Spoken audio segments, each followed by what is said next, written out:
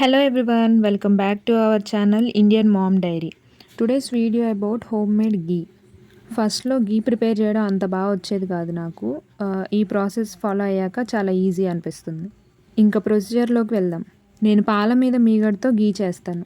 Everyday పాలు కాచి అవి చల్లారిన తర్వాత ఫ్రిడ్జ్‌లో పెడితే నెక్స్ట్ డేకి ఆ మీగడ అనేది కొంచెం గట్టిపడిద్ది. సో, ఆ మీగడని మనం స్పూన్‌తో తీసి ఒక గిన్నెలో స్టోర్ చేసుకోవచ్చు.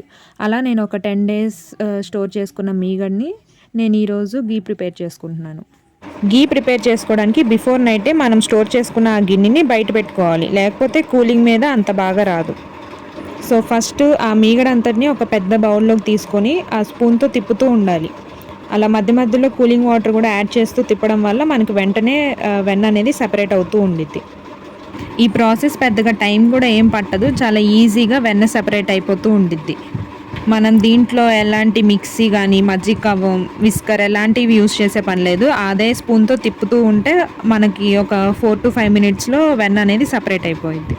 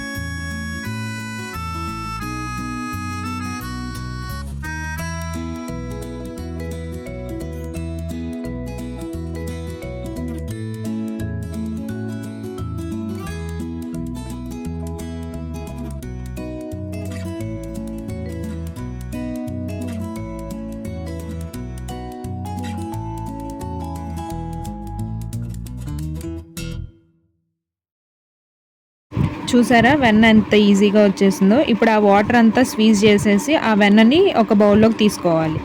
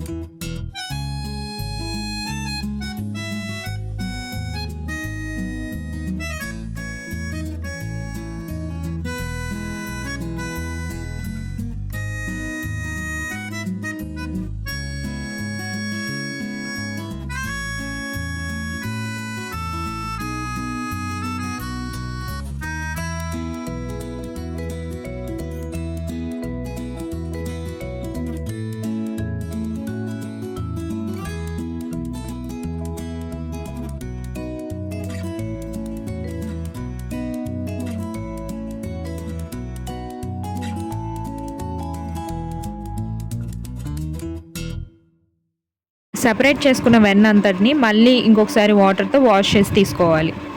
మళ్ళీ అలానే వాటర్ ఏమీ రాకుండా గట్టిగా స్క్వీజ్ చేసి తీసుకోవాలి.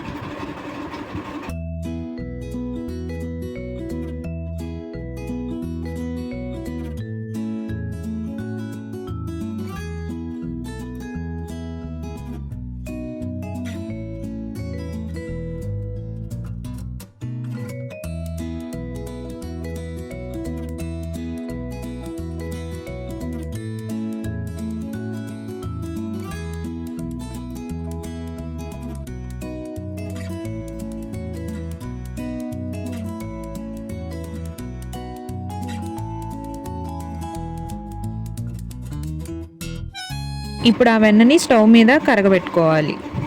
ఈ ప్రాసెస్ అంతా సిమ్లోనే చేయాలి, లేకపోతే నెయ్యి మాడిపోతుంది. కరిగించేటప్పుడు అలా వదిలేయకుండా తిప్పుతూ కరిగించడం వల్ల లాస్ట్ నెయ్యి అనేది ఆ గిన్నెకి అంటుకోకుండా ఉండిద్ది. మనం క్లీన్ చేసుకునేటప్పుడు ఈజీగా ఉండిద్ది.